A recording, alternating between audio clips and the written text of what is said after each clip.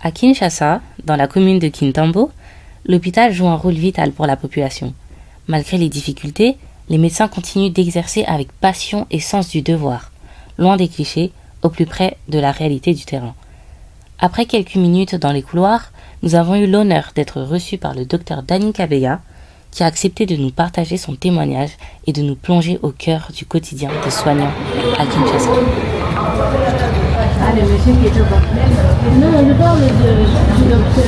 C'est quoi, docteur?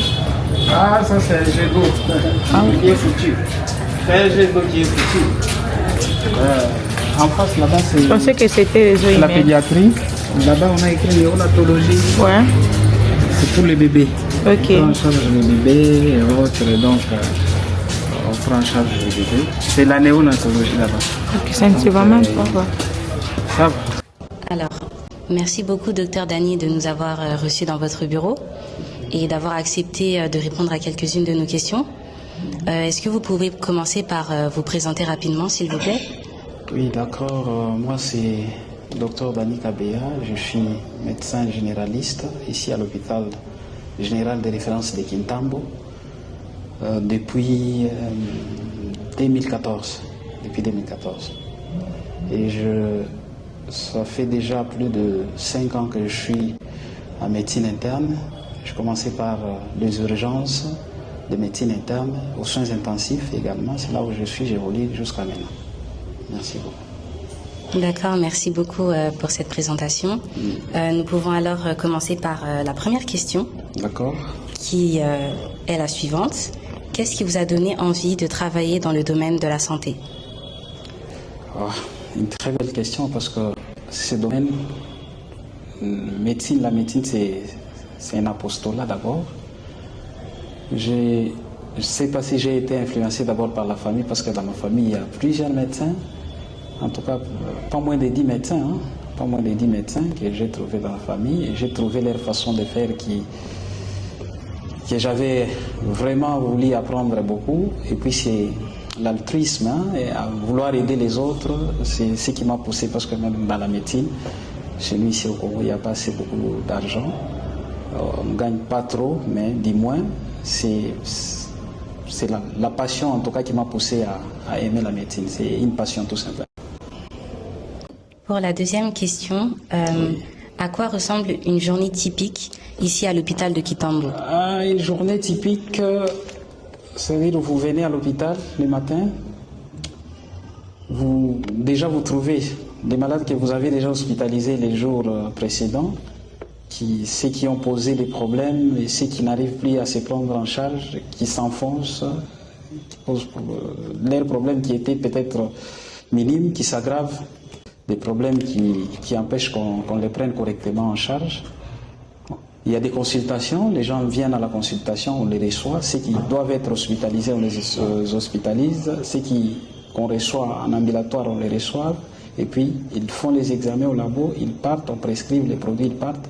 Ceux qui sont obligés d'être hospitalisés, on les hospitalise, on les suit, soit en observation qui doit faire moins de 24 heures, soit on les hospitalise au-delà de 24 heures. Donc c'est un peu ça la journée, nous sommes confrontés à ça chaque jour, du matin jusqu'au soir bien sûr. Merci beaucoup pour votre réponse. Oui. Pour la suivante, quelle est la chose la plus difficile et la chose la plus gratifiante dans votre métier? La plus difficile, c'est ce que je venais déjà de dire dans la première réponse et dans la deuxième réponse plutôt. La plus difficile, c'est de prendre d'abord correctement les malades en charge. C'est-à-dire, nous sommes toujours traités ici au Congo que nous sommes animés d'une mauvaise foi. Les médecins, lorsque vous n'avez pas d'argent, ils ne vous prennent pas en charge. Moi, je dis c'est faux, je m'inscris en faux pour ça, parce que moi, je n'ai que l'intelligence. J'ai étudié, je suis médecin, je n'ai que l'intelligence que je peux donner gratuitement, 2 fois à mes patients. La chose la plus difficile lorsque vous recevez des patients qui n'ont pas de moyens, pour se prendre en charge. Parce que moi, je consulte. Je prescris les médicaments. Moi, je n'ai pas de médicaments à donner au patient. C'est lui-même qui doit s'acheter les produits, c'est lui-même qui doit réaliser les examens, et en fin de compte, s'il réalise les bilans, je prescris maintenant les produits, je lui donne. Je ne peux que me limiter par là. L'hôpital peut me disponibiliser la fiche, l'exemple de la fiche est là. Je consulte, je prescris sur cette fiche et je vous donne l'ordonnance. Mais il y a des cas où vous avez des malades que vous devez prendre en charge, mais qui n'ont pas de moyens pour s'acheter des produits, pour faire les examens des labos, par exemple. Et là, c'est la difficulté qu'on a, et la plupart des temps, nous nous cotisons. Nous cherchons dans nos poches les peu d'argent que nous avons pour donner quand même les nécessaires, peut-être les bénéfices pour maintenir le patient, mais pas pour longtemps. C'est ça les plus grands regrets, en tout cas, la difficulté que nous avons personnellement, que moi j'ai ici à l'hôpital. Mais ce qui est bien est que c'est un travail où il y a quand même de la reconnaissance, c'est-à-dire les malades qui vous soutiennent, qui savent que vous n'avez pas assez de moyens pour les prendre en charge, mais qui vous encouragent et qui continuent à vous soutenir. Ça, c'est en tout cas ce qui nous fait du bien, qui nous encourage d'ailleurs à travailler toujours dans des conditions difficiles. Donc, pour poursuivre dans cette lancée, quel est un moment que vous n'oublierez jamais dans votre parcours ici? Les moments que je n'oublierai jamais dans mon parcours, il y en a beaucoup. Hein. Il y a des moments où vous êtes levé, peut-être vous avez les mérites, vous-même vous estimez que j'ai des mérites par rapport à mon travail que je suis en train de faire. Ce sont des moments qu'on ne peut pas oublier. La reconnaissance, en fait, que ce soit par nos autorités à un certain moment, nos autorités locales, pas sur le plan national, que ce soit par le malade eux-mêmes, ce sont des moments qu'on n'oublie jamais. Donc c'est ça, juste la reconnaissance. Juste la reconnaissance de la part de nos patients, de la part de nos autorités locales. Soit la montée en grade, c'est ça, hein, la montée en grade, tout ça. C'est vraiment ça. Et le peu d'efforts qu'on est en train de fournir pour nous mettre dans de bonnes conditions, bien que c'est difficile. Là, par exemple, j'ai quand même un bureau ici. Il y en a qui n'ont pas de bureau, il y a des médecins qui n'ont pas de bureau, il y en a beaucoup. Mais lorsqu'on a quand même un bureau comme ça, c'est quand même un moment qu'on ne peut pas oublier. Moi j'ai quand même un bureau, les autres sont dans les couloirs, ils sont dans des vestiaires nombreux, il manque des places où se mettre.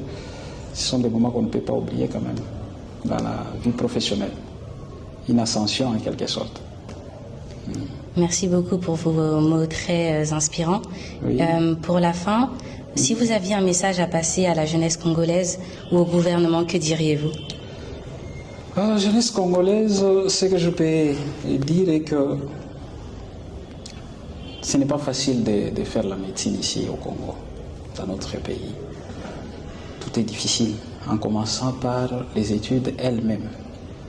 Je peux vous confirmer que nous avons commencé en 2003-2004 aux cliniques universitaires. Nous étions à plus de 4000 dans un seul auditoire. Ça, c'est le début.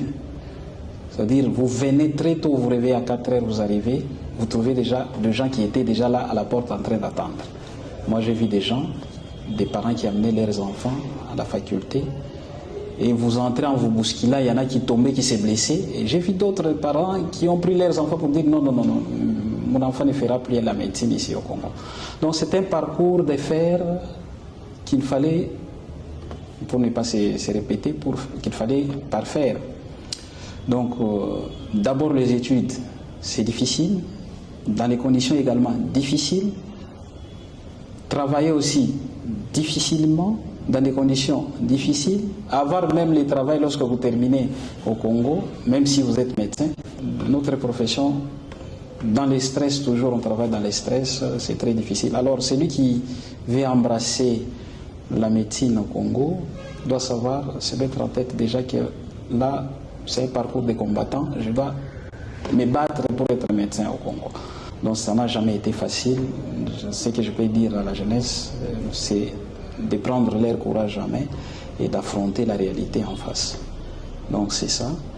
Et pour terminer, vous avez dit des recommandations peut-être à nos autorités. Ce que nous insistons, c'est de nous mettre quand même dans de bonnes conditions. Si moi-même médecin, qui est obligé de traiter les malades, donc c'est-à-dire prendre le problème des autres en charge, si moi-même j'ai aussi mes problèmes, comment voudriez-vous que je puisse les prendre correctement en charge? Donc les minimums, on ne veut pas avoir beaucoup d'argent, mais du moins nous mettre dans de bonnes conditions pour qu'on travaille aussi normalement. Cela passe d'abord par les matériels, disponibiliser des matériels pour nous. La technologie évolue de jour à jour. Chaque jour la technologie évolue et nous aimerions quand même être à la page à la nouvelle technologie en termes des instruments de travail. C'est ce que je peux dire comme recommandation à nos autorités, qu'elles soient locales ou nationales. Donc c'est ça, en tout et en gros, ce que je pouvais vous dire concernant vos préoccupations. Merci beaucoup pour cette interview. C'est un honneur d'être reçu ici dans votre bureau, docteur. Oui. Nous vous remercions également parce que nous croyons que vos mots et vos messages toucheront toute la jeunesse et au plus large les autorités. Oui, surtout la jeunesse. Donc il ne faut pas rester en train de pleurnicher, attendre qu'on puisse améliorer les choses. Non, c'est vous qui devez. Nous tous, nous devions améliorer. Et on ne doit pas seulement attendre des autorités, mais nous devons d'abord commencer par nous-mêmes à nous prendre en charge avant que les autorités puissent mettre aussi la main à la pâte. Donc c'est ça. Si on veut mieux vivre, commencez d'abord à vous priver de beaucoup de choses. Ce n'est que ça, ce que je peux dire à la jeunesse congolaise. Merci beaucoup. Merci beaucoup à vous, docteur Dany. Merci à vous aussi. Consultation, comme vous le voyez, les patients s'assoient là-bas, on affiche ici, il y a la fiche. Moi je m'assois ici pour consulter. Il y a les lits de consultation qui est là. Ici il y a aussi d'autres fiches, le dossier. On stocke le dossier là-bas également. Donc c'est un peu ça, les bureaux. Mais il y en a qui ont des bureaux bien équipés qui est mieux. Il y en a qui ont. C'est un peu ça le bureau. Espérons qu'avec votre message, les autorités parviendront à vous mettre des choses. Effectivement, bon, nous avons déjà, il y a un programme déjà qui est en cours. Si vous voyez à côté, il y a la maternité qui est en reconstruction, en pleine reconstruction. Dès qu'ils finissent là-bas, ils viendront ici aussi pour y arriver. Je pense que peut-être dans une année, ça ne sera pas ainsi parce qu'on aura de nouveaux bâtiments et de nouveaux appareils.